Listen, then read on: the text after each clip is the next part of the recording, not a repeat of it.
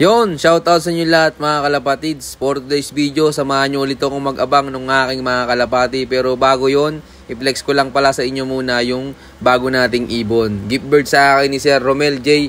Malabonga. Sir, shoutout sa'yo. Maraming salamat. Ito mga kalapatids, future breeder natin.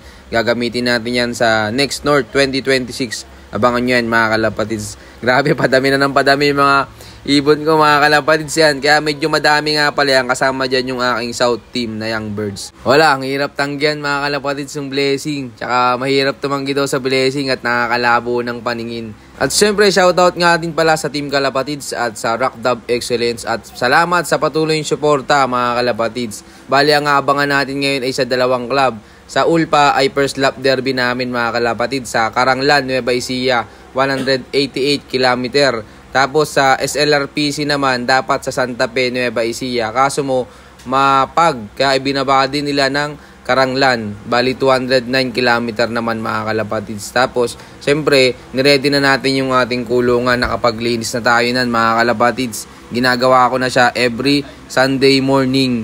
Mahirap kasi pag araw-araw. Tapos, nilagyan ko yan ng screen mga kalapatids. Dahil pinapasok ng mabait. Kinakain yung mga itlog. At buti na lang mga kalapatids, yung itlog lang yung tinikman ng mabait. At syempre, nakaredy na rin mga kalapatids yung mahiwaga kong tungtungan. Para pagdating ng ibon, madali tayong makakapasok. At yung ating pangklak, nakaredy na din.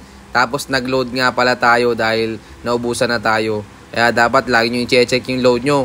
Mahirap na mga kalapatids. At shoutout nga pala kay Renz Gomez, ang Marathon Pro Legacy. Yan, shoutout sa inyo mga par. Salamat bro sa padala mo dito na AeroClear. Yan ang lagi kong gamit mga kalapatids bago ikarga at yung pag-uwi ng ibon. At ito nga pala yung aking pansalubong Ultra Energizer. Inahalo ko yan sa tubig mga kalapatids para pag-uwi nila makabawi agad sila ng lakas at para makarecover ulit. So yun, tara, abangan na. Let's go! Sa wakas, meron na tayong first bird mga kalapatids. Ginuhulat ako nan. Bigla na lang may luwanding pababa. Yan nga pala yung sprint race natin na complete clacking mga kalapatids. Pang 165 siya. Pero hindi na masama dahil nasa 1850 yung lahat ng sumali. Bayan, babawi yan sa derby. Tingnan nyo, first lap, nagpapakitang gilas. First dropper ko mga kalapatids.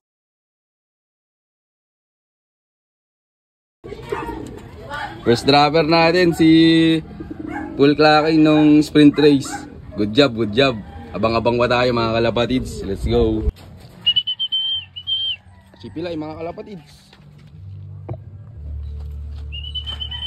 Nagpakitang gilas mga kalapatids si Pilay. Yan yung balik na natin ng Norte. First lap derby. Second drop natin. Good job Pilay. Inulat mo ko. Hindi ko in-expect na ikaw yung magse-second dropper. Ayos. Dalawa na pa uwi natin mga kalapatids. Isang young bird, old bird, tapos itong si Pilay, naka-entry lang ng old bird. So yun, abang-abang pa tayo mga kalapatids. Masyado pang maaga. Let's go! Ginulat ako mga kalapatids nung pangatlo nating ibon.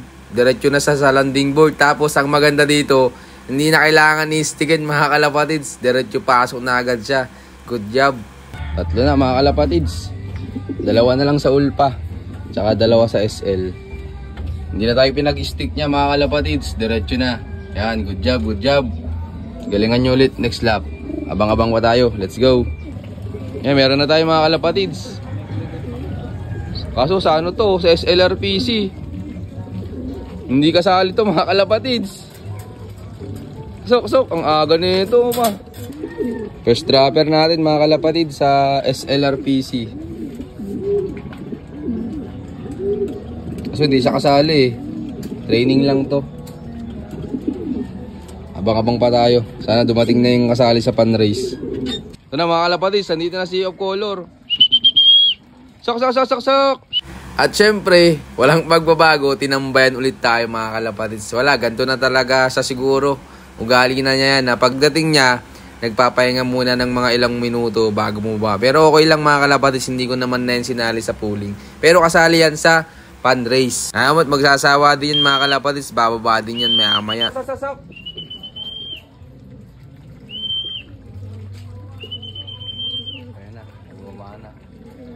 Samahan pa na itong grazing.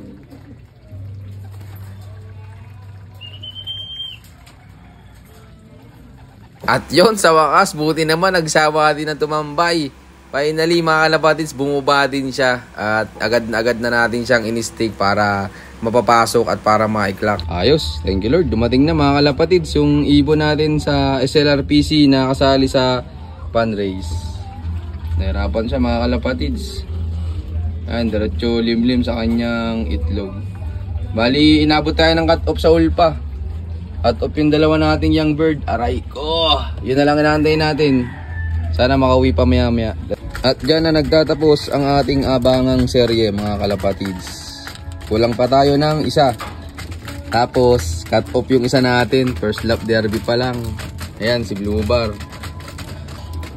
Sayang. Pero okay lang, lamang naman yung clock natin mga kalapatids. Sa ulpa, sa 5 kinarga natin, clock yung 3. Tapos itong isa, cut-off. Tapos yung isa, wala pa, nagagala pa. Ewan ko, lapit pa lang eh. Tapos itong dalawa natin sa SLRPC. Yan, magandang uwi. Nauna tong grizzle. Tapos ito ulit si Blue Bar. Siyempre, tumambay ulit kahit late na. Pero 900 pa naman yung speed mga kalapatids. Tapos, second lap pa lang ng fan race. Malalaman natin kung pang ilan na tayo sa ranking. So yun, congrats sa mga nanalo. At babawi kami sa next Sunday. Mas gagalingan pa mga kalapatids. So yun, salamat sa suporta nyo mga kalapatids. And kamusta pala mga pauwi nyo? Comment down below naman mga kalapatids. Wala, first lap tayo, cut off agad yung dalawa. Pero di bale, marami pang pwedeng mangyari. Yun, samahan nyo po akong muli sa mga susunod na abangan mga kalapatids. So yun, keep watching and God bless you all. Thank you.